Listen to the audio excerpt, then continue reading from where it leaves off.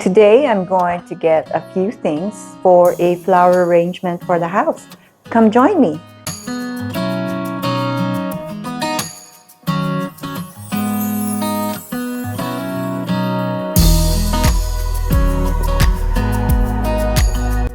I'm heading to the front yard where we have a few fruit trees and flowers. This hellebore patch was planted years ago and it's become one of the loveliest parts of the front yard. Every season they come back, almost like old friends returning.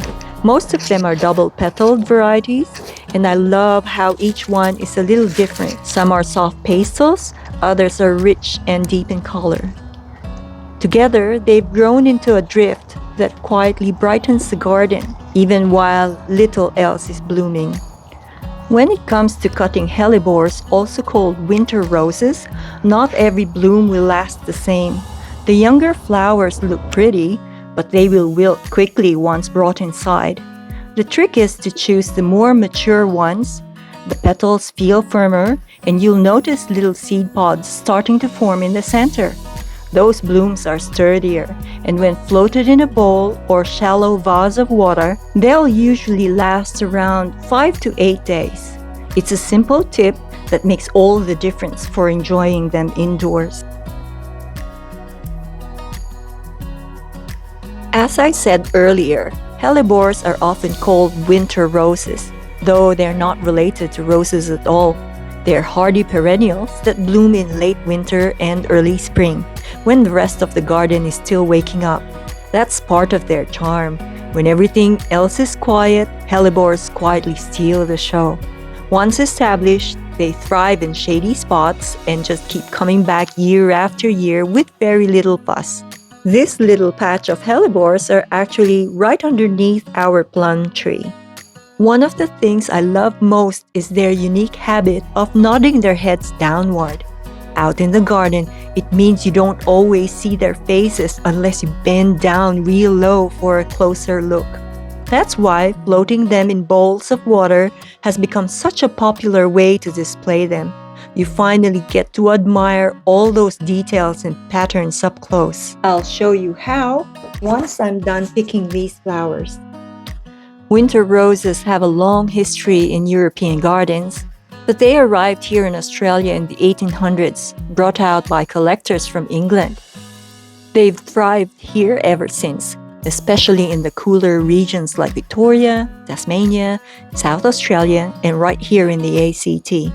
With a little shade and protection from the hot afternoon sun, they grow beautifully in our gardens. What look like petals are actually sepals, which is why their blooms last so long on the plant, sometimes for months. Once established, they're tough, long-lived perennials that often self-seed into soft drift. Ooh, my basket's full now.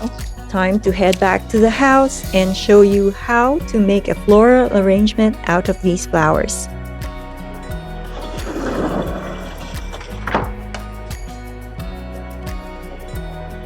I'm back. Now to prepare for the floral arrangement.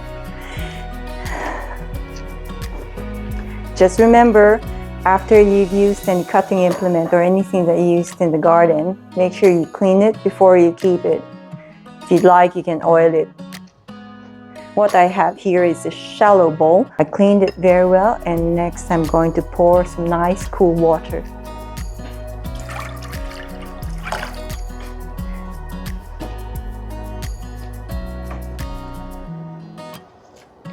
One of the most fascinating things about hellebores is their variety.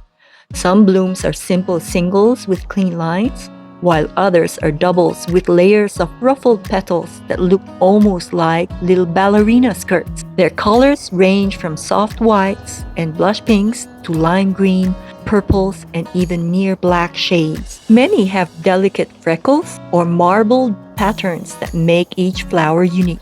Unlike most garden flowers, hellebores can hold their blooms for weeks outdoors, slowly changing color as they age. It means you can enjoy the same patch of flowers for a very long time. And when you float them in water, every little detail, from the veins in the sepals to the speckles in the center, becomes a piece of art. There you have it. It's a nice little floral arrangement that you can have with your hellebores. While it's winter, you still have a bunch of color. If you are interested in anything gardening, pond keeping, or suburban life in Australia, subscribe to my channel. I have lots more videos to come. Thanks for watching.